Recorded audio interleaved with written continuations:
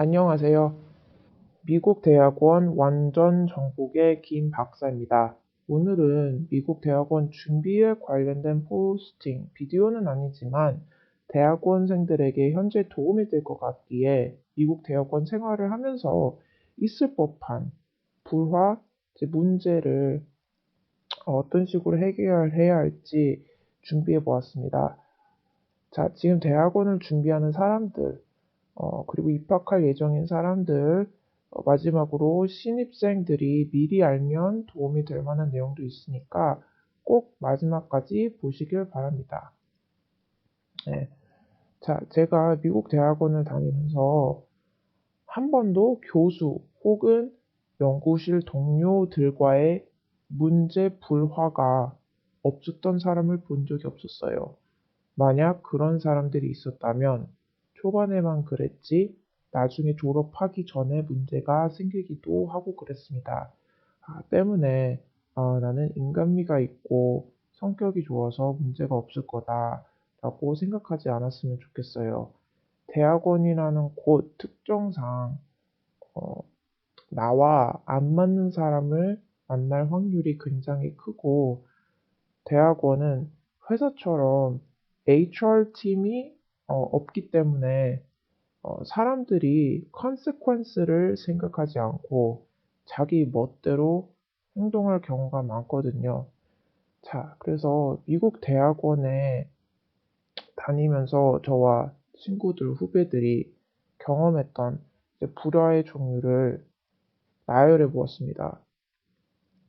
문제의 종류에 따라 혹은 누가 문제에 연관되어 있는지에 따라 해결법이 달랐습니다.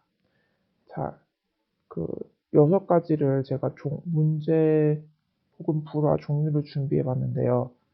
성추행, 성희롱 관련은 마지막에 다룰 거고요. 일단 첫 번째, 교수가 사이드 프로젝트 혹은 좋아하지 않는 프로젝트를 주거나 너무 많은 일을 준다.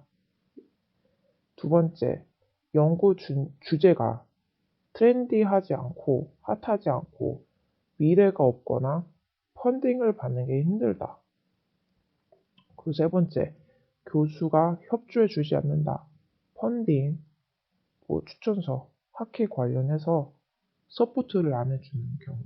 그리고 네 번째, 대학원에서 교수가 생각보다 역량이 낮다. 능력이 좀 없다. 그리고 교수가 다섯 번째, unethical한 일을 하라고 한다.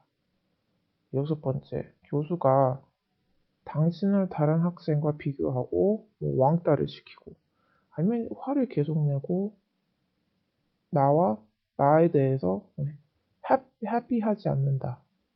이런 거. 잘 여러 가지가 더 있겠지만 6가지로 추려보면 대충 이런 식으로 문제 불화가 생겨요. 자, 그러면 어, 이러한 문제들은 이제 네 가지 방향으로 해결을 할 수가 있어요. 첫 번째는 당사자와 대화를 하는 거. 두 번째는 비밀 지켜주는 외부에게 도움을 요청을 하고. 세 번째는 그냥 외부에게 도움을 요청하는데 Department, Graduate Division Office에 가서 도움을 요청하는 거고. 네 번째는 연구실을 나가는 거예요. 제 블로그에 더 구체적인 예시를 더 들고 표까지 제가 만들었거든요. 이렇게 스텝 1, 2, 3, 4가 있지만 어떤 문제인가에 따라서 나아갈 수 있는 방향이 달라져요. 예를 들어서 교수가 자꾸 사이드 프로젝트만 준다. 그러면 스텝 1을 바로 가야 돼요. 당사자와 대화하기. 그리고 스텝 2, 3, 4를 밟는데 만약에 연구 주제가 트렌디하지 않고 핫하지 않는 문제다. 그런 문제를 갖고 있으면 그냥 스텝 3로 바로 가면 돼요. 교수와 코어바이징을 하거나 이런 식으로 외부에게 도움을 요청. 그 다음에 스텝 4, 연구실 나가기. 그러니까 문제에 따라서 이렇게 어, 해결할 수 있는 방안이 달라요. 그래서 자세한 거는 제 블로그를 보시면 되고요. 자, 이제 아무리 문제에 따라서 해결 방안이 다르더라도 general한 그 룰은 비슷해요. 예를 들어서 제가 문제 예시를 드릴게요. 예시. 교수가 사이드 프로젝트를 주고 아니면 좋아하지 않는 프로젝트를 주거나 너무 많은 일을 준다. 뭐 이런 문제다. 그러면 아까 얘기했듯이 스텝 1이 있어요. 당사자와 대화하기. 이거는 교수한테 말을 해야 돼요. 교수는 당신의 생각을 읽을 수가 없고요. 각 잡고 직접적으로 얘기를 해야 돼요. 그래도 해결이 안 된다. 그럼 스텝 2로 가야 되는 거죠. 자, 스텝 2는 뭐냐? 만약에 교수가 사이드 프로젝트를 준다는 그 예시하에 스텝 2는 비밀 지켜주는 외부에게 도움을 요청을 하는 것. 자, 만약 교수랑 1대1로 대화를 했는데도 문제가 해결되지 않는다면 ombuds를 찾아가세요. 미국 안에는 이제 ombuds라는 단체가 꼭 존재합니다. 이곳에서는 상대방과 불화를 어떻게 풀어나가야 할지, 3자 대면을 어떻게 해야 할지 조언을 해주는 곳이고요. 원한다면 그 mediator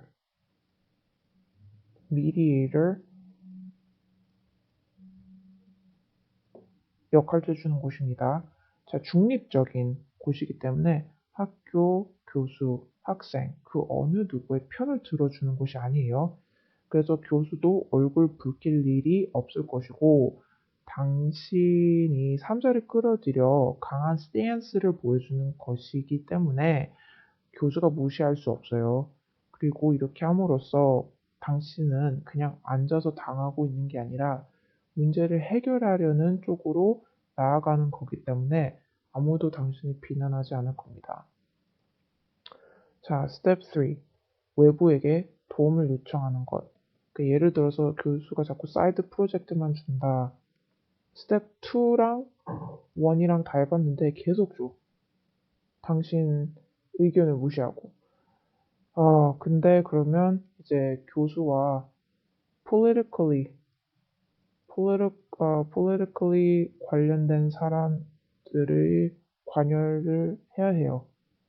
이제 당신은 그냥 학생일 뿐이에요. 그래서 이 일을 혼자 해결할 수가 없어요. 예? 다른 사람의 도움이 필요해요. 그리고 도움을 받아도 돼요. 다른 교수들을 엄청 이제 믿지 않는 이상 그들에게 조언을 먼저 받지는 마시고요. 일단 department chair, graduate chair에게 도움을 받으세요. 제 graduate chair은 대학원생들이 이제 원만하게 학교 생활을 하고 졸업하길 바라기 때문에 당신이 학교를 떠나는 걸 원치 않을 거예요. 왜냐면 이미 돈을 투자를 했으니까. 당신을 물심양면으로 도와줄 거예요. 자, 그래서 Department Graduate Chair에게 어, 뭐 당신이 겪은 디테일 그리고 뭐 intention 같은 거를 situation 자세하게 하게 얘기해 주고요. 그리고 증거가 있으면 그것도 보여주세요. 자, 학과 그리고 학교 분위기에 따라서 음, 학교 그리고 체열이 누구인지에 따라서 해결하는 방식이 다르니까 주의하시고요. 그리고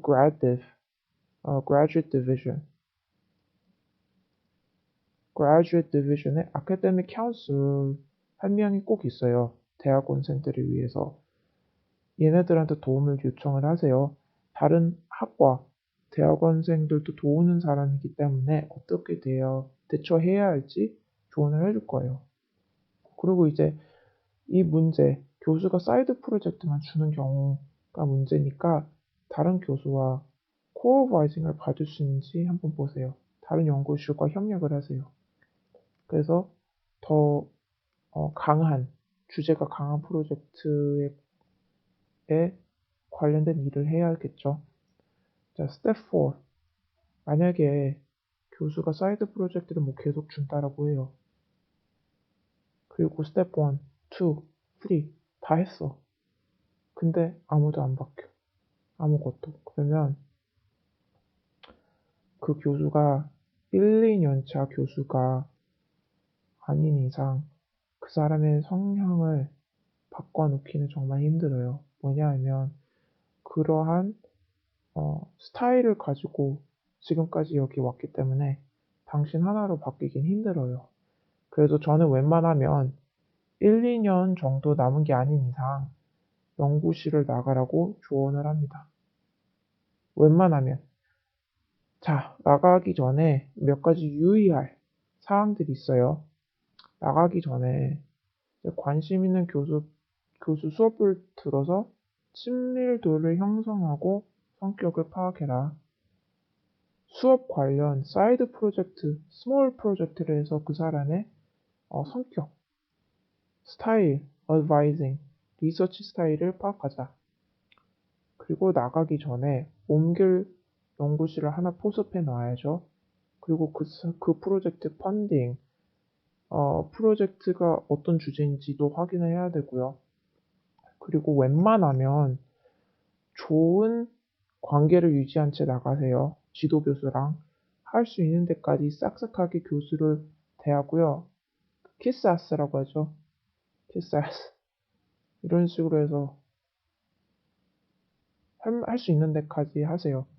이제 뭐냐면 이제 같은 학과의 연구실을 옮길 때 교수들끼리 얼굴 붉히는 일을 만들기 싫어하거든요.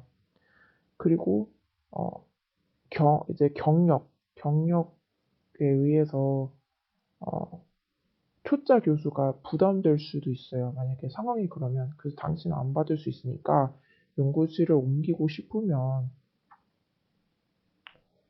여러 가지 정치적 상황을 고려를 해서 비율을 최대한 맞추는 게 중요해요.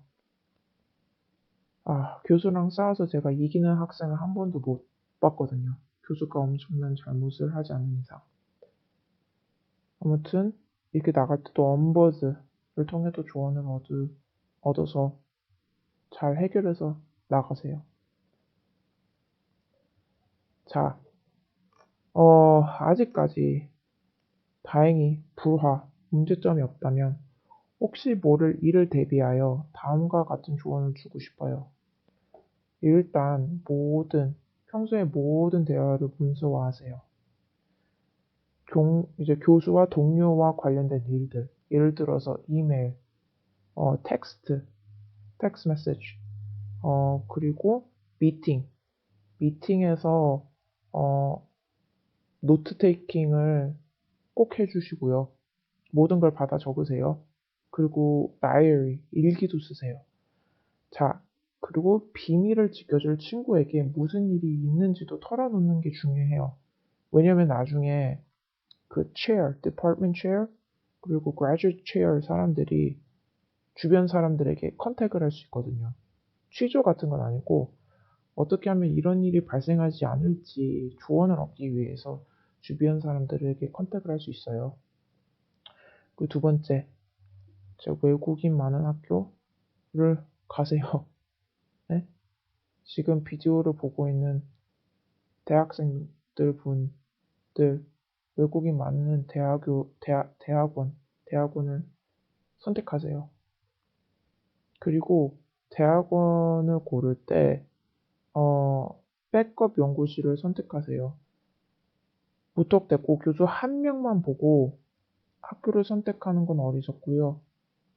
비슷한 연구, 내가 하고 싶은 연구 한 두세 명이 있는 교수가 있는 대학원을 선택해야지 나중에 연구실을 옮길 때 어려움이 없습니다.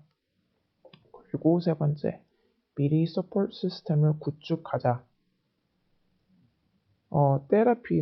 테라피스트, 아니면 아까 말한 graduate, academic counselor 이런 사람들이랑 평소에 친분을 쌓고 문제가 싹이 틀 때 이 사람들에게 미리미리 조언을 얻을 수 있거든요. 그래서 1학년이 되자마자 테라피스트를 찾고 아카데믹 카운슬러랑 친분을 쌓으세요. 정말 중요해요.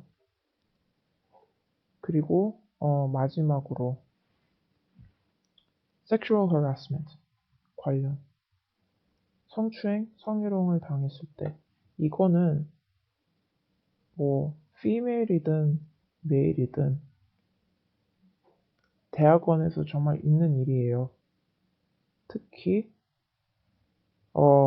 동양인들에 대한 선입견이 미국에는 있기 때문에 다른 인종들보다 성희롱, 성추행을 당할 확률이 높아요.